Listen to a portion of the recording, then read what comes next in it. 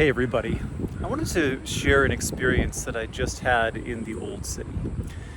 Earlier today, I made my way up to the Temple Mount and made my way up to the Dome of the Rock. You walk right past the Western Wall and up a ramp, and you find yourselves on the Temple Mount, this amazing, huge place that is more specifically for people of the Muslim faith. And as I was walking around and taking pictures, there were three young men who started walking up to me. And my first assumption was that they were going to ask me to stop taking pictures. And so I put my camera down and made eye contact with them and realized that the youngest one, who was probably 10 or 11 years old, was carrying a box of dates. And then I assumed that they wanted to sell me some of these dates. And so I reached in my pockets and looked at the oldest one, or seemingly the oldest one anyway, and said, "I'm so sorry, I don't have any shekels on me." And he said, no shekels. He said, "My uncle died yesterday, and we are passing out these dates, hoping that this act of kindness will be a way for people to also remember our uncle."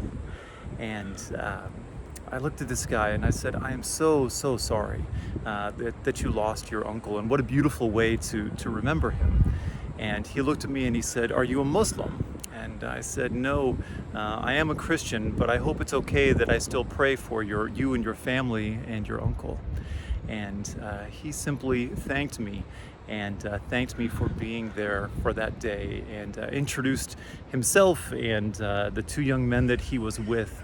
And we shook hands and exchanged smiles, and they were on their way.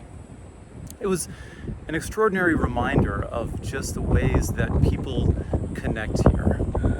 It's been so fascinating here because I have had my humanity denied by people of faith. I've also had people ask me to come and pray with them for peace at the Western Wall.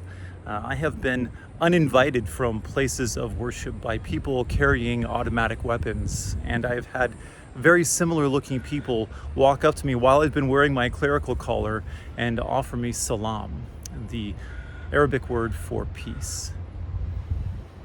One of the things you find here is that things are very complicated.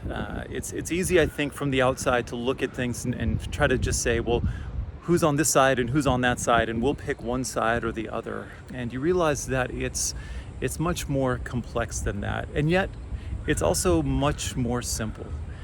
Simple acts of love and kindness shared between cultures, shared between faiths. The simple act of sharing a delicious date together was an opportunity to share a moment of peace with these cousins in our faith.